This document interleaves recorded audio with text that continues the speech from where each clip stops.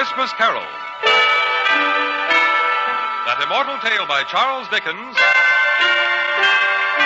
starring Lionel Barrymore. And presented by your Capehart dealer for the enjoyment of you and your family on this Christmas Day.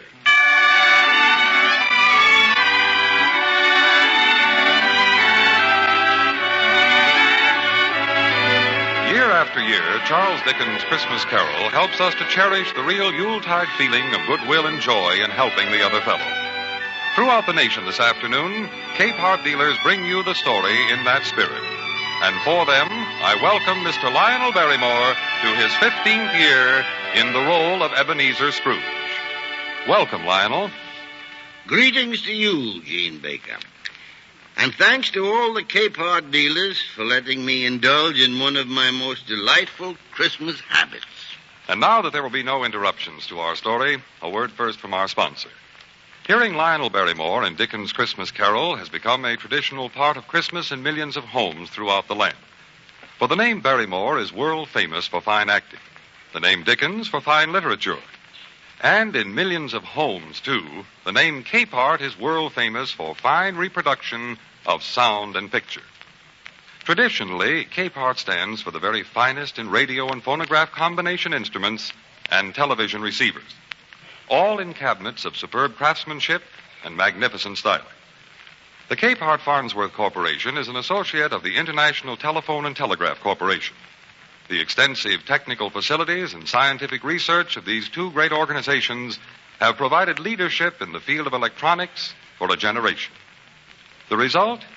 Exclusive features for better reception that can be found only in radio, phonograph, and television receivers bearing the famous Capehart name. Whether your heart is set on television or television combined with phonograph radio or phonograph radio alone, you will be delighted to find the Capehart moderately priced in line with today's budgets. Visit your Capehart dealer and see how easily you can become the proud owner of a new Capehart television receiver or a beautiful Capehart phonograph radio.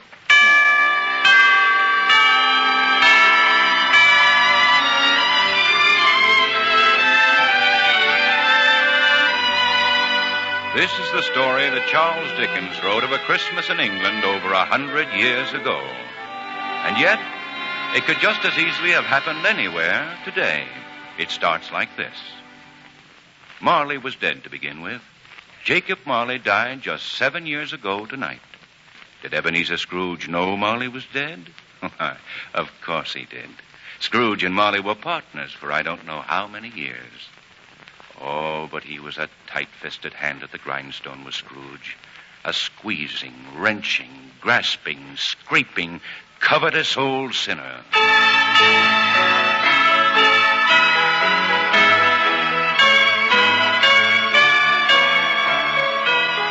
Once upon a time, of all the good days of the year, on Christmas Eve, old Ebenezer Scrooge sat busy in his grim, cheerless country house, keeping a sharp eye upon his clerk, Bob Cratchit, who was working on a ledger in his dismal and cold little cell beyond.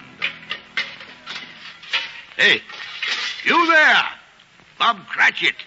What are you doing in there? I was only putting a coal on the fire, Mr. Scrooge. You put that coal back into the scuttle. A fire, indeed. If you use coal at this rate, you and I will soon be parting company. I'm sorry, sir. My fingers were getting a little stiff with the cold. Yeah, then put on your mittens. Get out your ledger immediately. Yes, sir. 23, 26, 29. God rest you, merry gentlemen, let nothing you dismay. Remember Christ our Savior was born on Christmas Day. Cratchit? Yes, sir. What's that infernal caterwauling? It's just a happy little lad singing a Christmas carol outside your window, sir. I'll soon put a stop to that. Hey, you there! Yes, sir? Get away from my window at once. But it's Christmas Eve, sir, and I was singing a Christmas carol. Christmas carol. Be gone, do you hear me? Be gone. Yes, sir. A Merry Christmas to you, sir. Yeah, Merry Christmas. Humbug. Why, if I had my way... Merry Christmas, Bob. Merry Christmas to you, Mr. Fred. Merry Christmas, Uncle. Merry Christmas. Merry Christmas. What reason have you to be merry? You're poor enough. Well, come then. What reason have you to be dismal? You're rich enough. Humbug. Oh, don't be cross, Uncle. What else can I be when I live in such a world of fools as this? What's Christmas time to you but a time for paying bills without money? A time for finding yourself a year older but not an hour richer. If I could work my will, every idiot who goes around with Merry Christmas on his lips would be boiled in his own pudding and buried with a stake of holly through his heart. Uncle. He should. Now, nephew, you keep Christmas in your own way and let me keep it mine. Keep it? But you don't keep it, Uncle. Well, then, let me leave it alone. Much good may it do you. Much good it ever has done you. Well, Uncle, there are many things from which I might have derived good, by which I have not profited, I dare say. Christmas among the rest. But it's a good time, a kind, forgiving, charitable time. And therefore, I say, God bless Christmas. And so say I, Mr. Fred. Cratchit, one more sound out of you, and you'll keep your Christmas by losing your situation. But, Uncle... As for you, nephew, good afternoon. Oh, I am sorry with all my heart to find you so bitter at this happy season. Good afternoon. Well, anyway, a Merry Christmas, Uncle. Good afternoon! Merry Christmas to you, Bob, to your family, and especially Tiny Tim. Thank you, Mr. Fred. The same to you, sir. Another fool. My clerk with 15 bob a week, a wife and a family talking about a Merry Christmas. Why... Merry Christmas, sir. Have I the pleasure of addressing Mr. Scrooge or Mr. Marley? Marley has been dead for 7 years. I'm Ebenezer Scrooge. What can I do for you? Well, at this festive season of the year, a few of us are endeavoring to raise a fund to buy the poor some meat and drink and means of warmth. What shall I put you down for? Nothing. You wish to be anonymous? I wish to be left alone. I don't make merry myself at Christmas time, and I can't afford to make idle people merry. Oh, but many thousands are in want of common necessities. Hundreds of thousands are in want of common comfort, sir. Are there no prisons or workhouses? There are plenty, sir. I help to support these establishments. They cost me enough, and those who are badly off can go there. Oh, but many can't go there, and many would rather die. Oh, well, if they'd rather die, they better go and do it, and decrease the surplus population. Good afternoon. But, sir, Good afternoon. Some more of that Christmas humbug. Cratchit? Yes, sir. You'll want all day off tomorrow, I suppose? If it's convenient, sir. It's not convenient, and it's not fair, paying wages for no work. But Christmas comes just once a year, sir. Yes. A poor excuse for picking a man's pocket every 25th of December. Merry Christmas, sir. Merry Christmas.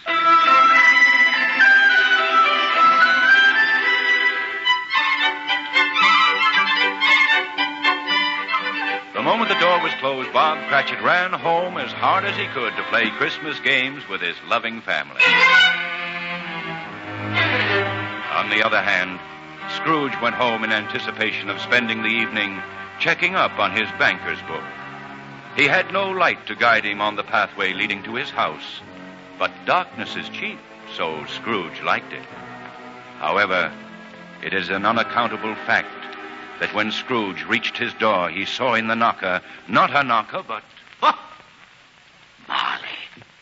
Jacob Marley's face. Ah, rubbish.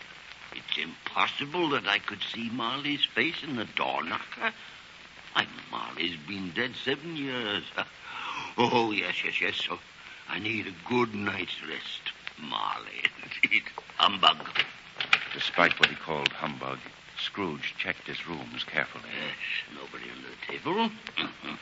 Nobody under the bed. And nobody in the closet. Quite satisfied, he closed his door and locked himself in. He sat down before the small fire in his grate, and as he was reaching for a dish of gruel, suddenly... Marley again. His face there in the fire. But Marley's dead. Why, this is nonsense.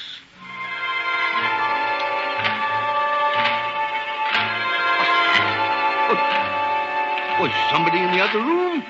It's impossible. The door's locked. I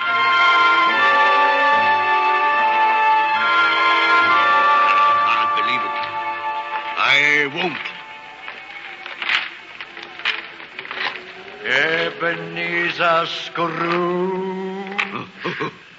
Ghost. What do you want with me? Who are you? Ask me who I was. Well, who were you then? You're mighty particular for a ghost. In life, I was your partner, Jacob Marley. Marley. No. You speak with Marley's voice, but, this is unbelievable. You don't believe in me? I do not. Why do you doubt your senses, Ebenezer? Oh, because a little thing affects them. A slight disorder of the stomach makes them cheat. You may be an undigested bit of beef, blot of mustard, or crumb of cheese, a fragment of an underdone potato. There's more gravy than grave about you, whatever you are. Do you see this toothpick? I do. But you're not looking at it. I see it notwithstanding. Well, I've but to swallow this, and for the rest of my days be persecuted by a legion of goblins. Humbug, I tell you. Don't do that. Mercy, dreadful apparition. Why do you trouble me? Man of the worldly mind, do you believe in me or not? I do, Jacob.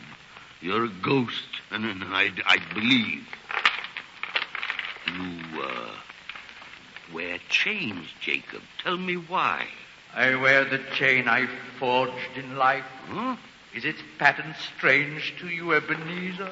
Why, your chains are made of cash boxes and keys and ledgers, bank books. Would you know the weight and length of the strong chain you are building yourself, Ebenezer? It was full as heavy as this 7 Christmas Eves ago when I died. You have labored on it since. Yours is indeed a ponderous chain. Oh, don't, Jacob, don't. Please, speak comfort to me, Jacob. I have none to give. A very little more time is all that is permitted to me. I cannot rest. I cannot stay. I cannot linger anywhere. You've been traveling all this time? 7 years dead, and you've been traveling all this time? 7 years, Ebenezer. 7 years of remorse. Oh, foolish mortal that I was. But you were always a good man of business, Jacob. No, business. Mankind should have been my business. Charity, mercy, benevolence, all should have been my business. As they should be yours, Ebenezer. Now, hear me, for my time is nearly gone. I will, Jacob, I will, but don't be too hard on me. I am here tonight to warn you that you have yet a chance and hope of escaping my fate. Thank you, Jacob, thank you. You always were a good friend of mine. Go on. You will be haunted by 3 spirits. Huh? Expect the first tomorrow when the bell tolls 1. The second on the next night at the same hour. The third upon the next night when the last stroke of 12 has ceased to vibrate. My time has come. I must go now. Jacob. Molly, where are you? Jacob! He's gone. He said the first spirit will come when the bell tolls 1. Rubbish. Nothing but humbug. Oh, no. I mustn't say that. He's liable to come back. I better go to bed. Scrooge went to bed, but being a cautious man, he left himself fully clothed. As the clock struck 1, Scrooge awoke from a sound sleep. 1 o'clock. The hour itself and nothing else. I knew it was humbug. Ebenezer Scrooge. Are you the spirit whose coming was foretold me? I am. Who and what are you? I am the ghost of Christmas past. Song past? No, your past. What brings you here to see me? Your welfare. Take heed to me. Rise and walk with me here, through this window. Through the window? But I'm mortal. I'm liable to fall. Bear but a touch of my hand upon your heart, and you shall be upheld in more than this. Come, follow me. Follow me.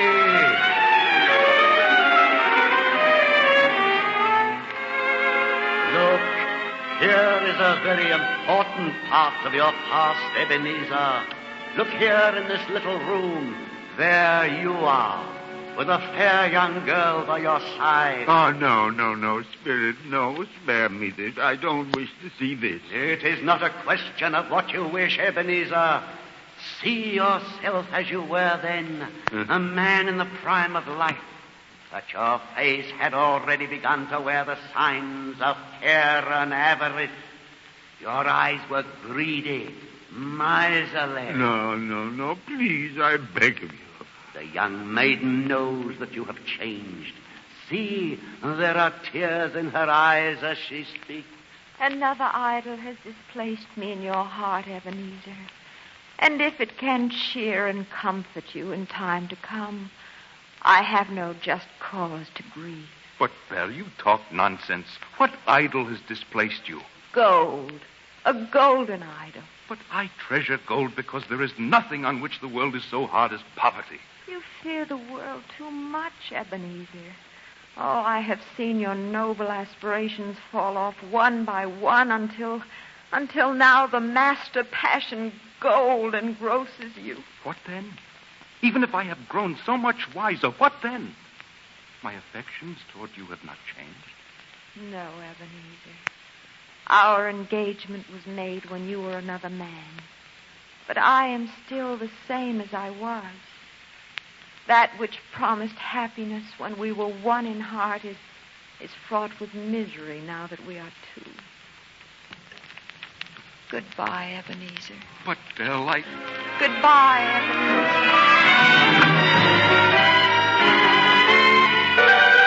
Phyllis, why do you delight in torturing me so? This is but one of the shadows of the things that have been. That they are what they are, do not blame me. No. Shall I show you more? Oh, no. Haunt me no more.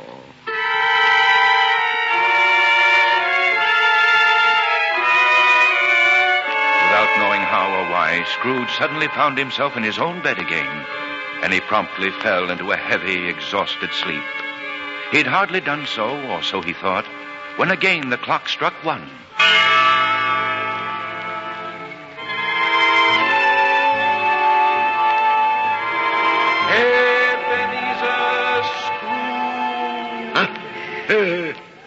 What spirit are you? I am the ghost of Christmas present. The present? Yes. Come with me, Ebenezer Scrooge. Touch my robe.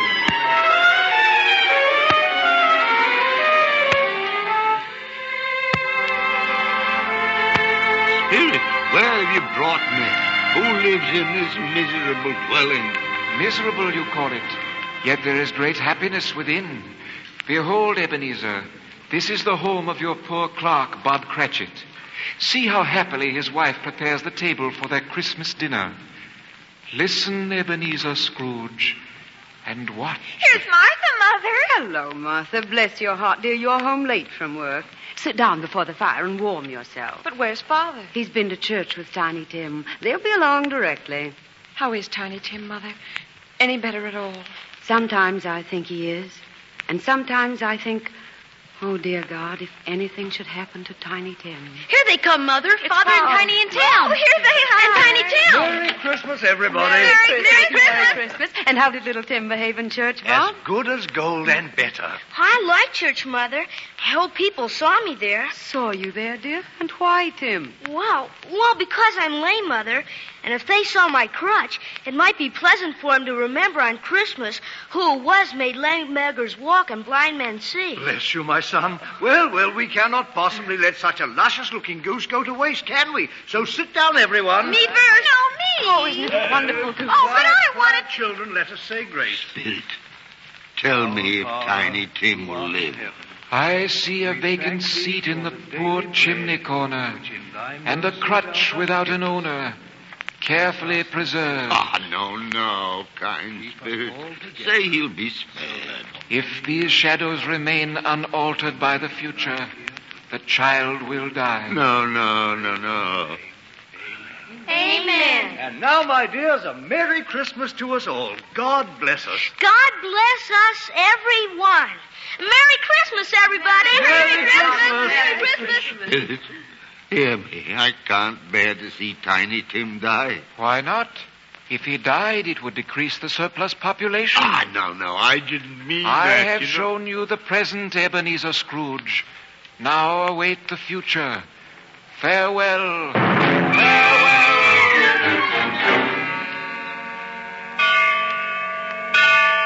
The ghost of Christmas present vanished, and Scrooge waited fearfully for the ghost of Christmas future.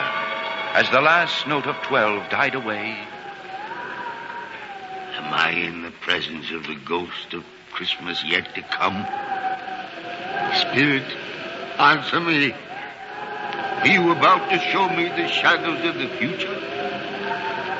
Ghost of the future, though you're silent, I fear you more than any specter I've seen. But since I hope to live to be another man from what I was, I'm prepared to bear you company and do it with a thankful heart.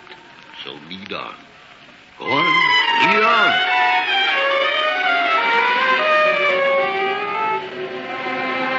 Spirit, why have you brought me here again, back to Bob Cratchit's home? Why is everyone so quiet? Why, they were so happy and cheerful before.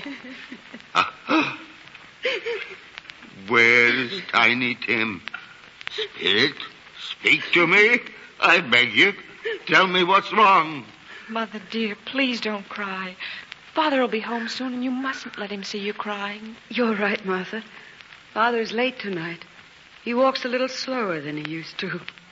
And yet, I have known him to walk very fast indeed, with Tiny Tim upon his shoulder. So have I, Mother. But Tim was very light to carry, and his father loved him so that it was no trouble. No trouble. Good evening, my dears. Oh, you're late, Bob. I'm sorry, my dear. I went to the churchyard today. I wish you could have gone with me. It would have done your heart good to see how sweet and green a place it is where Tiny Tim rests. I promised him we'd walk there on a Sunday. Father, dear, don't grieve so. It's God's will, Bob. Oh, my son. Tiny Tim, I loved him so. No, Spirit. That's cruel. Cruel. Tiny Tim mustn't die. But can't you give me one ray of hope that Tiny Tim will live? Huh? Spirit, why don't you answer me? What are you pointing at? Oh, heaven, where are we? A churchyard, overrun by grass and weeds, desolate. A crumbling gravestone. Spirit, why do you point to that stone? What is it you want me to see? Oh, the name on the tombstone is Ebenezer Scrooge. Oh, no, Spirit, listen to me. Listen to me. I'm not the man I once was. Why show me this if I'm past all hope? Huh? Spirit, tell me that I may yet change these shadows you've shown me by an altered life. I promise you I'll honor Christmas in my heart, and I'll try and keep it all the year. I'll not shut out the lessons I've learned from the past, the present, and the future. Oh, tell me tell me I can sponge away the writing on this terrible stone and undo the suffering I've caused. Spirit, I beg of you.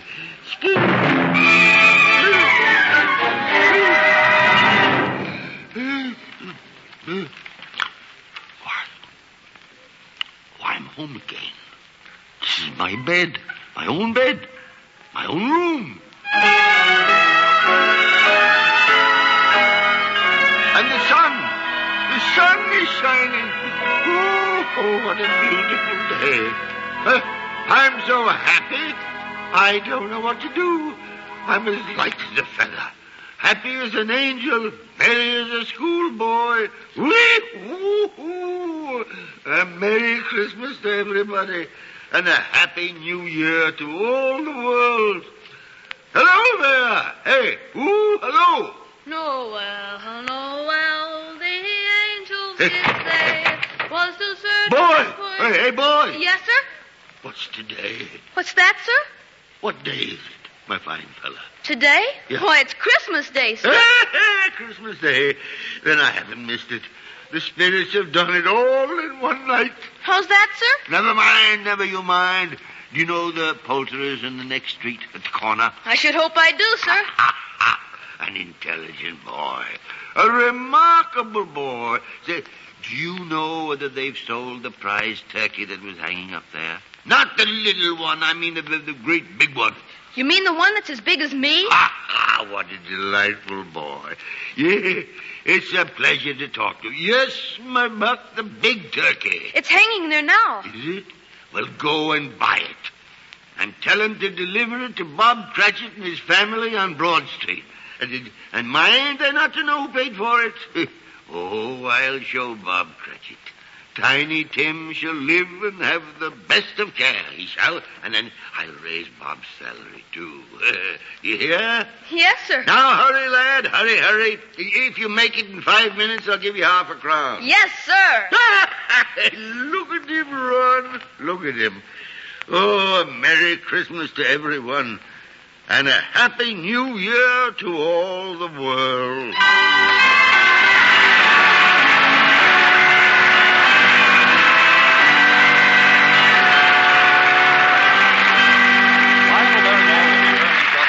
Before he does, may we, on behalf of the Capehart dealers from coast to coast, thank him for his fine performance and for taking time from his own holiday to give us all such joy and pleasure on this Christmas Day, 1949.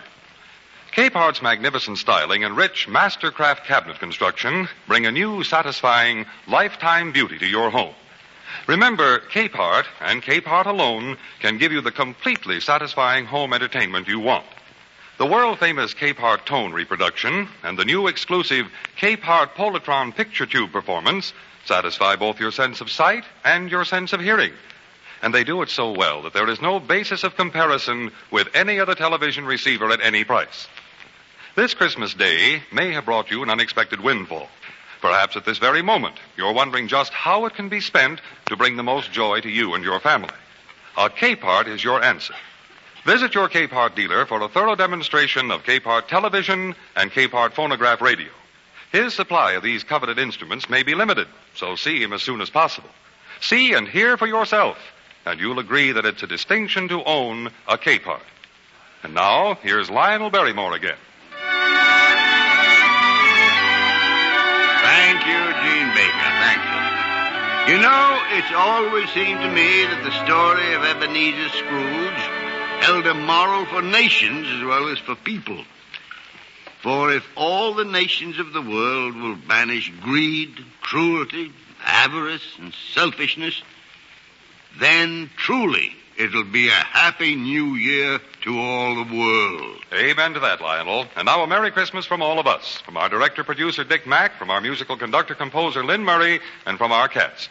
Eric Snowden, Byron Kane, Joseph Kearns, Alec Harford, Sonny Barnett, Shirley Mitchell, Shepard Menken, Sylvia Sims, Jeffrey Silver, Mala Powers, and our narrator, Bill Johnston.